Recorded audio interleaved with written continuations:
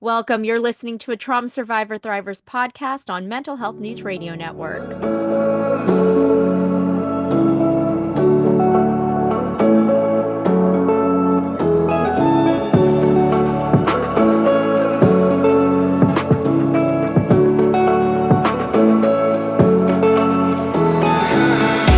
So much for joining us. I'm Lori Lee Binstock, host of a Trauma Survivor Thrivers podcast on Mental Health News Radio Network and anywhere you get your podcast. Today's guest is Katie Beecher, author of Heal from Within, a guidebook to intuitive wellness. She is a medical and spiritual intuitive and licensed professional counselor. Katie's healing journey and personal spiritual awakening began with a severe eating disorder, depression, and anxiety at the age of 16. Katie, thank you so much for joining us today. Thank you for having me. I'm really excited. Well, you sent me this email, and, I get a lot of emails, many wanting to be on the show, and I'm like 5,000 emails unread deep. But when I was checking off my emails, yours just popped up, and it was just like, I felt like it was meant to be because it was very intriguing. I was like, okay, so I need to respond immediately. And so I'm glad I was able to get you on because there were so many things that in your email that I felt like I connected to. And we'll get into all of that. We'll just have our conversation. But I do want you to share your story first if you're comfortable. Yeah, absolutely. Trauma can mean a lot of things to a lot of people, as you've talked about.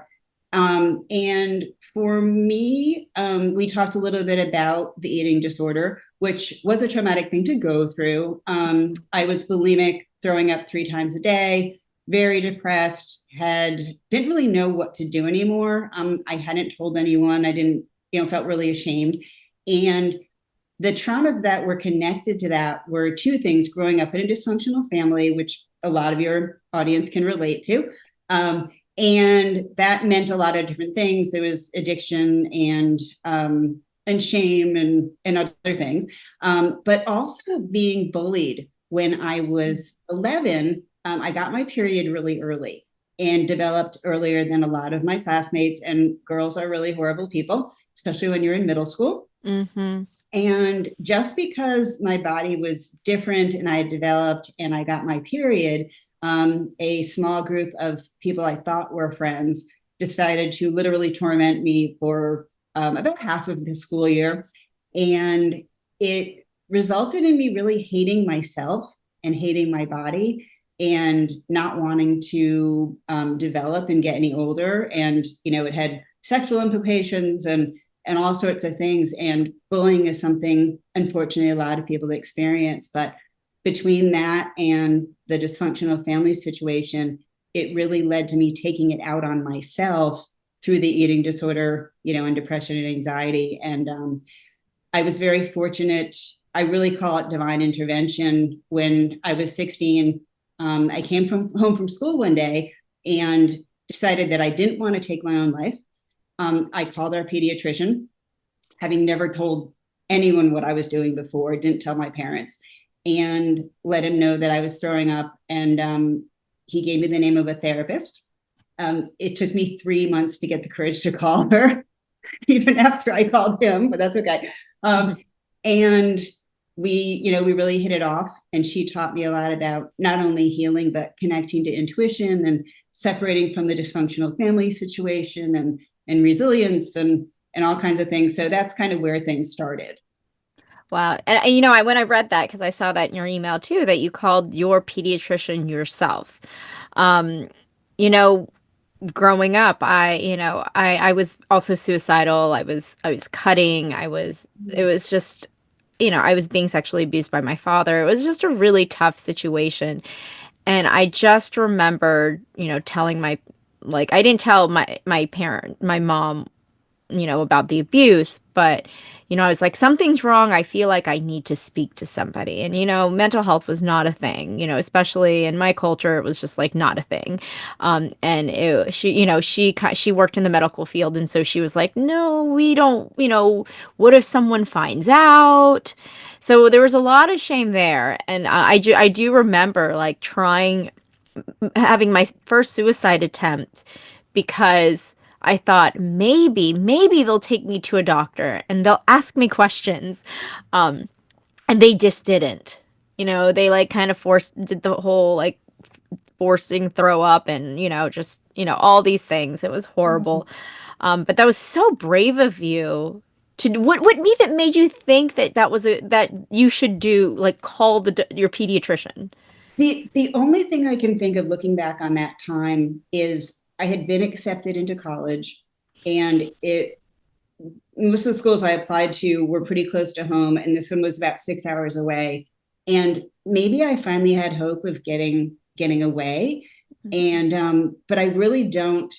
I remember doing it. I remember standing by the telephone, trying to get up the courage, looking up the phone number. It was 1983, so we had phone books.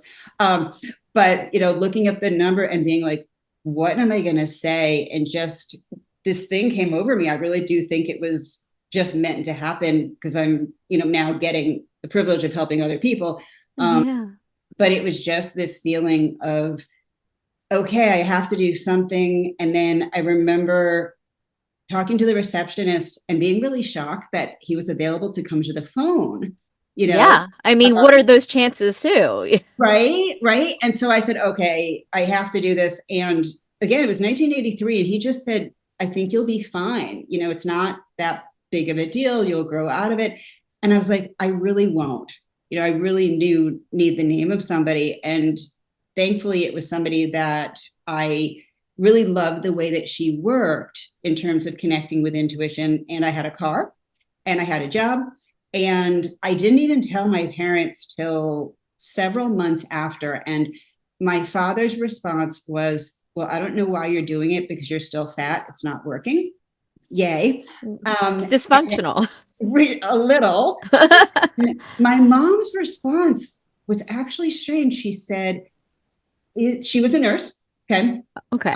And so she said, a lot of eating disorders are connected with sexual abuse. Has your father been touching you? Not have you been abused, but has your father, right? I know. And I remember thinking, if this is what you think, if this comes to mind, why in God's name are you still with this man? Knowing that, us kids have been complaining about him forever. What are you doing? What's going on? And it just really reiterated the fact that I was on my own and it was up to me to recover and no one was going to do it for me. Oh, and she did say, would you like us to pay for half of it? I was like, oh, gee. Finally. Not would you like us to be involved? Do we need to do anything? No, just pretty much, okay, your problem. Go ahead. My goodness. Oh my gosh. And now you're thriving. And now you're thriving with probably very little help from them. Maybe a I don't payment. talk to them at all. Yes. Right. Exactly. And I love, when you were talking about your therapist and she helped you tap into your intuition, which I feel like is very difficult for a lot of trauma survivors because they are just kind of bombarded with stories other people have told them, and so I'm just curious and I think a lot of trauma survivors who are on their healing path get a little closer to really tapping into their intuition, which I think is amazing once they peel all of the noise and all of the things that they were taught was right. How were you able to tap into it? And then, to a point where now you are a spiritual intuitive. Right. So I always knew that I had different abilities. I always felt very different. I always knew that there were things going on with adults, whether it was my own family or extended family, that were not okay, and that were not acceptable. And I think even at that point, I was talking to the other side and guides on the other side. And I remember being 3, my parents had a fight about eggs or something. And I heard this voice very clearly that said, these people are not equipped to raise you. You are on your own. And so I didn't know what that was, but I just knew that there was some other thing there, helping me. And I never talked to anybody about, talking to dead people my parents kind of recognized that I was different and in tune with things because I would say stuff to them and they'd be like, where are you getting that from? Mhm. That's true and everything. But I really lucked out in that the therapist, she was a Jungian psychologist. Okay. And so Carl Jung, really a genius, way ahead of his time, but it was a part of the therapy that she talked about what is intuition? What is that loving voice inside of you? How can you use it to help guide you, to trust it, to help you love and accept yourself? Because I really believe the key to healing from anything, as well as trauma, is really that love and acceptance. And realizing that even though bad things happen to you, it wasn't your fault. There's nothing wrong with you. You're not unlovable. You deserve to be cared about. And one of the most important things about it was once I realized that I could get what I needed, as well as positive feedback and things like that from myself, from that Mhm. intuition, what other people said and did was way less important. So that was such a huge key to starting to set those boundaries and realizing that what other people said wasn't necessarily true, or accurate about me. Wow. Wow. Oh, I feel like I'm still on this healing journey to make that voice a little louder. Sure. Um, Aren't we all? a lot louder. I feel like even from the time I was an infant, it was very much like, oh, you were not, you were an accident. You're making my life difficult. It is very, I feel like since probably before like I was born, it was when my mom was pregnant. It was just this like, my mom had me 9 years after my brother, and they were not planning on having me. Sometimes they would tell me like later on and just say, oh, you were an accident. I didn't, we had no plans. We didn't want you, like, and they would think that that's funny Oh, because I'm here now. But it right. made my life very difficult, and so I feel like it's just so much peeling away at that because it was always a running joke, like, oh, I was like an ugly baby and I was like not Oh, wanted, and to the point where I felt like whenever my baby picture was shown, I would actually make fun of myself oh, before other people would because it was very hurtful. of And so it course. didn't hurt as much if I did it. So then I started telling myself all these horrible things. So having to undo so much of that has made it really hard. I'm tapping slightly into like my intuition where I'm like, okay, I can make these decisions on my own because I would never trust myself to make decisions. Right. Well, you knew for your whole life that what was being said to you, what was going on was not okay. You knew your truth and you were never allowed to speak it. So Mhm. we end up substituting other people's words or expectations for our own intuition, and it's even more than that. It's a survival mechanism because especially what you were going through, you had to figure out what other people were going to do and say before they did it in order to try and stay out of harm's way or protect yourself from hurt or something like that. So those of us who've experienced this, it's almost this constant out of body experience where you don't even know who you are and you're not being seen and heard.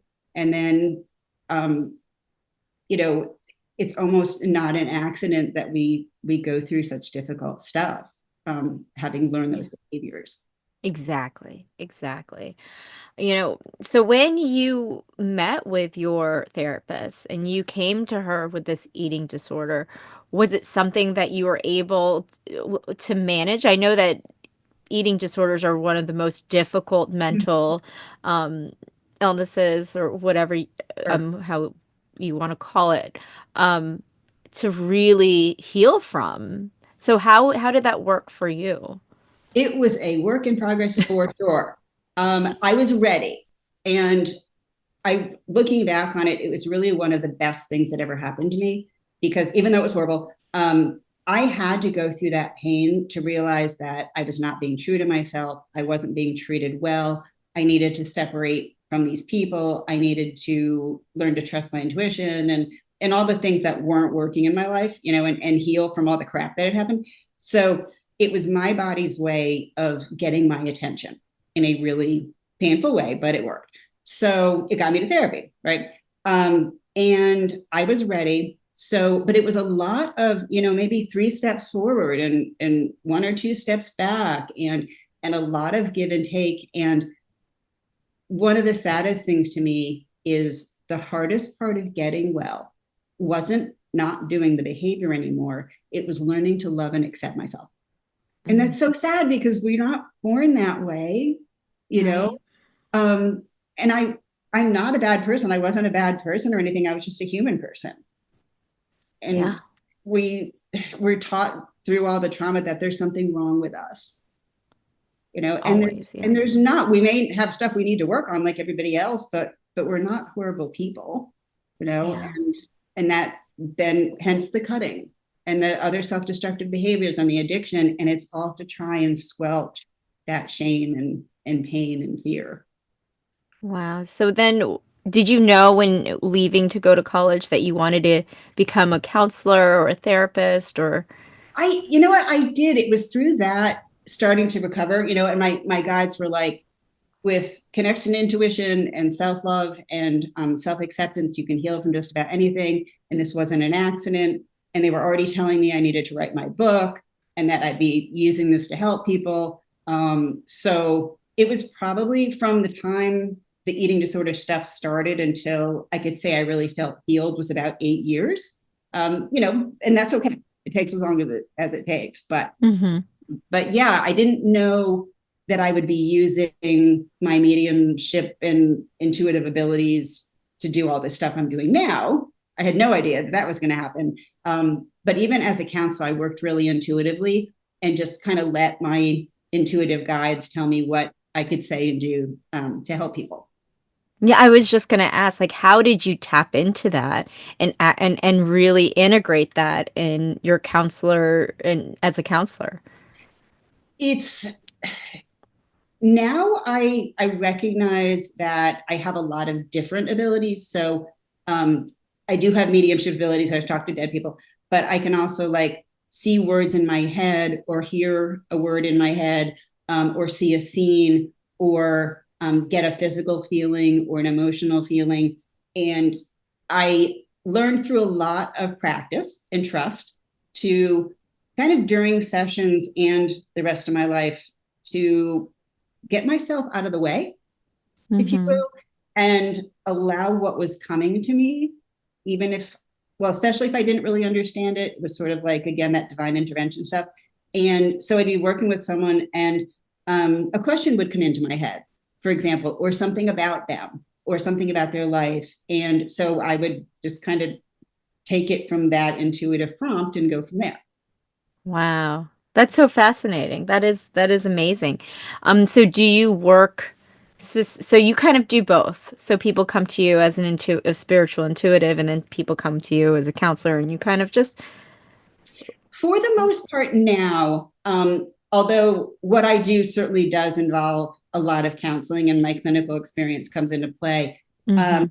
primarily work as a medical and spiritual intuitive. And just with someone's name and age, I create a 4-page report about literally their entire life. It's like you don't have to go through the process when you first meet with a therapist telling them your whole life, because your whole life is on this report. It's kind of cool. Um, and then I create an intuitive soul painting as well. And I send them the information before we meet. And then during the meeting, we talk about what's in the report. I get a lot more information from my guides as well about what's going on in their life. And it's things like, root causes of some of the pain they're having or problems or issues, what their strengths are. I teach them how to connect to intuition. And then we come up with a concrete plan for how to start working on some of the things that are going on in their life. And I have, medical professionals that I trust that I refer to because I can't legally diagnose or anything, you know. Um, but so yeah, it's sort of like somebody has said this to me, which was a huge compliment, but kind of like a year of therapy in an hour because you already know all this stuff about me, so we can start getting into the hard stuff right away. That's what I was just thinking, because I think the hardest part in finding a therapist and finding one that you connect with is the having to kind of rehash your whole life story. Exactly. And I don't know that I wouldn't, I can't imagine like just being like, okay, I found my therapist and then I did this and now they know so much about me or everything about me.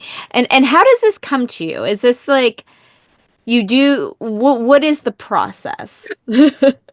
Love it. I know it's really kind of a strange thing. I wish I could explain it better. Um, but I've developed a template, a blank template based on the chakras, so energy centers in the body. Mm, So on the left side is the physical and emotional characteristics for each chakra, because most people don't know what they are. mm-hmm, They don't know anything about them, so it explains that. And then in the third column, it's blank, and I just let my guides fill in that information. So I kind of check out a little bit, go into a little bit of a meditative state, and then just ask like whatever they want to tell me about childhood trauma, childhood experiences, physical and emotional symptoms they're having, career stuff. Are they able to express themselves? Do they set boundaries? Are they an empath, sensitive? All basically anything that is going on in their life that they would benefit from. It just literally comes to me. And like I said, sometimes it's a word, sometimes I see a scene. I often receive messages from loved ones on the other side during the reports too. So I'll see pictures of their loved ones or hear about a physical trait, wow. somebody dying in a certain way or something like that. Um, and then, yeah, it's a really, really extensive, in depth personal report. And I'm kind of careful about what I write because I don't know who's going to see them, you know. Mm. Um, and then a lot more comes out in the painting too. But then when we talk, we get to go really in depth about things, and people can ask questions too. It's not just what's on the report. Wow. I feel like I might need to call you after this interview. Absolutely. I feel like I've been through a lot of different modalities, internal family systems, and then, I was in Sure. residential treatment for a while. And just talking to so many guests on my show, I feel like I'm learning, I learned about so many different things. Did Reiki, somatic experiencing, all of these psychedelics was a big one. And I feel like that helped me kind of tap a little bit more into like kind of peel away all of the untruths Certainly. that I've been told. Um and yeah, I just feel like there's something amazing about cuz right like I in my head I feel like people who are intuitive or empaths are people who've really went through their own trauma, who had to tap into everything and sense everything to in order for them to feel safe. And I feel like I want to get to that point where I'm a little more, intuitive. And I think there's just so much trauma that I'm just still peeling back just because like, you don't realize I feel like once I started my healing process and I'm like, oh, my only trauma is the abuse, but then it led to then I forget that that abuse led to so many other things up until like, you know when I was 35 was when I finally like shared my story and went into a residential treatment center and actually received help, which And you just said your only trauma. right. My gosh, I work with so many, sexual abuse survivors, including incest survivors, and that is just it's so much, and it takes so much courage to even Hmm. start the process. So please give yourself credit. That please, Thank you. um, Yes, thank you. you know, Uh and you're helping so many other people. No, I appreciate that. And I feel like just sharing everyone's story, sharing your story, because there are several people who I went to residential treatment with who dealt with eating disorders, and they had been just going through different treatment centers, and just, it's like it's really finding the right person, and I think that's amazing that you found the right person like the first It try. There was a reason for that. There absolutely was. And I know with eating disorder treatment, a lot of it is very behavioral based. And unfortunately, that can get down to control. Um, Mm-hmm. like if you, and I'm not putting anybody down or anything, it just wouldn't have worked Mm. for me. If you get to a certain weight, you can go to the prom. That is a true story of something I've heard during treatment. And those of us with eating disorders, we're really already good at control. We need less of that. And so we don't need other people controlling our lives because, again, that's what we grew up with. So to learn to trust this loving presence. And a lot of people think that it's either you trust your intuition or you're in control. And it's Mm. so the way that I like to think about it is intuition as a loving presence that knows everything about you. It's like having a best friend with you all the time, right? Somebody you can trust, they're your bodyguard, they're taking care of you. So when you decide, I'm going to step back a little bit and stop pushing my own agenda, which is often eating disorders or addiction or whatever the hell it is, right? I'm going to step back a little because this isn't working. And I'm going to invite this loving presence in to be my friend, to be my partner, to let me know when I need to do something and take action. So you actually have more control over your life rather than that anxiety driven control, Mm. if that makes sense. And it's scary because it's different. Um, it's scary because it means saying and doing things that aren't necessarily censored, Yeah. or approved. But it's the only way I could have healed. I know that. Wow. Wow. And so you kind of continued on this path of just tapping in, and then I'm assuming going to college, getting your degree, Yep. and Yep. making this your life's work. Exactly. And I always knew that this is the piece that I'd be teaching people. That was the most important piece, is that the connection to self-love and intuition. And like even now, my guides are super accurate and all that stuff, but I never want anyone to substitute my intuition for theirs. So Mm. even when we go over the report and people are always like, oh my God, I already feel like you know me. How do you do this? This is like crazy. And I'm always like, thank you. I never take that for granted. But, does this resonate with you? Are there things on there that you don't agree with or you have questions about? I want to talk about this. This is your life and I want you to feel empowered and trust you. And I'm just a helper, a conduit. But again, I had such a great example with my therapist who taught me Yeah. that the healing ability was within here and we need other people, but I had to do it, you know? You had to do the work and you were able to find it within, because the truth is it is within us to find that healing. Exactly. Um, it's just most of the time buried deep in trauma. Oh my God, so much. And also then you tend to be attracted to people who are familiar. So you Exactly. you get into relationships with people who are like the dysfunctional people that you knew because it's comfortable, or maybe you think if I'm around somebody healthy, they're going to see how messed up I am and not want to be with me. So there's so many layers to that, you know. But like I'm so lucky. My husband is incredible, and I'm so loved and cared about, and I have a close relationship with our daughters. So we broke that cycle, the generational Mm. trauma. We did things the opposite of how we were raised. That was good. Right, You know, right. It's funny because I like this whole thing, because I have two young children, and I do my best, and I talk to so many people about parenting and therapy, and a lot of it is healing yourself to break the trauma, like to break the cycle. Like you can't just fix your child. You have to fix yourself before you even attempt to try to make any sense of what they're going through. well, and in our families, we weren't the priority.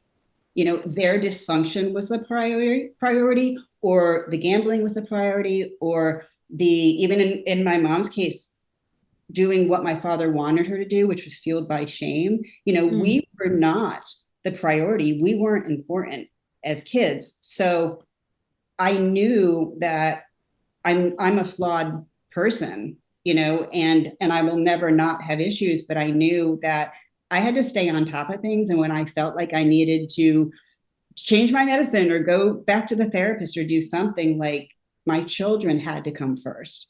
And Hmm. that wouldn't have happened if I wasn't well. Right. Exactly. And I think that is just such a big, big, big thing in breaking the cycle and Right. parenting and raising healthy, Right. confident children. It all comes down to how we as parents are taking care of ourselves. It's true. And even in spite of that, right, my younger daughter still got an eating disorder.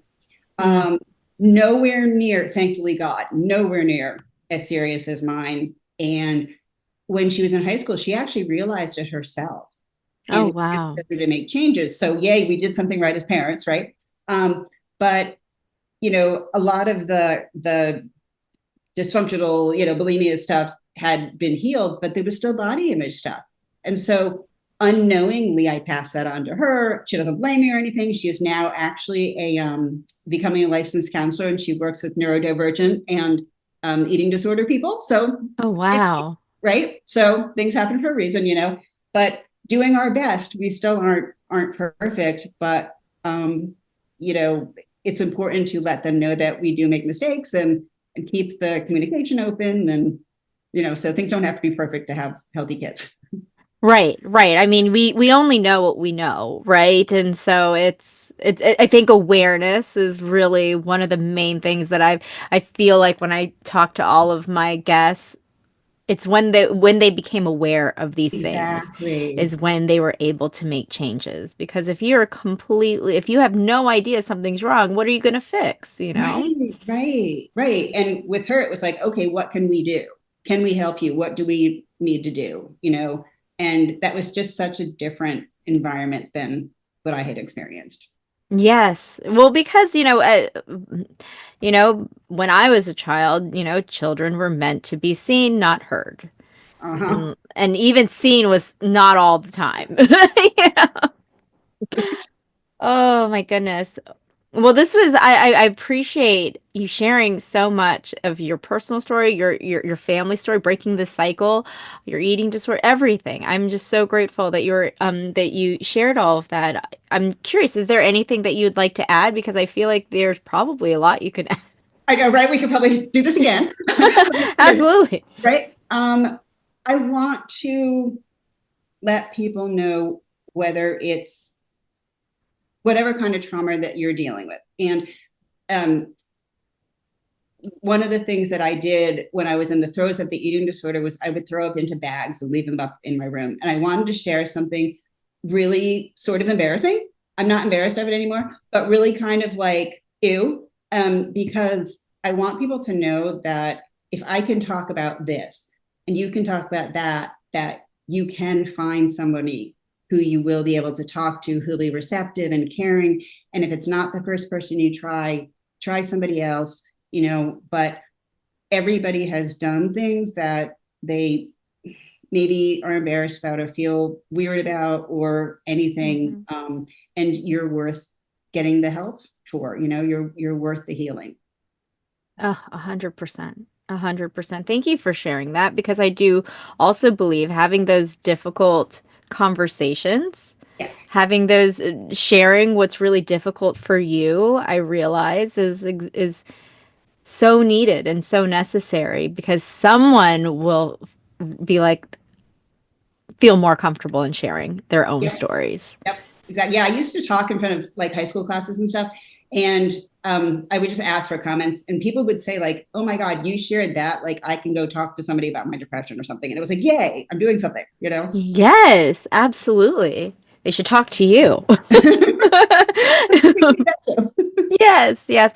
Well, thank you so much, Katie. I really loved having you on, and I really love your energy and just conversating with you. Oh, my pleasure. And yeah, I'm sure there's tons more we could talk about at some point. And but I really, really appreciate you having me on.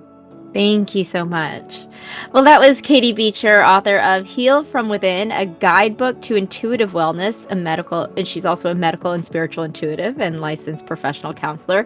And, to get more information on Katie and where you could purchase her book, you can check out the show notes. We'll have the links there. March's issue of Authentic Insider is out, and Katie is contributing a piece. So check out Authentic Insider at traumasurvivorthriver.com. That's traumasurvivorthriver.com. You can also find past episodes of a Trauma Survivor Thrivers podcast. If you haven't already, please subscribe to my email list and get Authentic Insider magazine in your inbox monthly. You've been listening to a Trauma Survivor Thrivers podcast on Mental Health News Radio Network. I'm Lori Lee Binstock. Thank you so much for being a part of the conversation. Take care.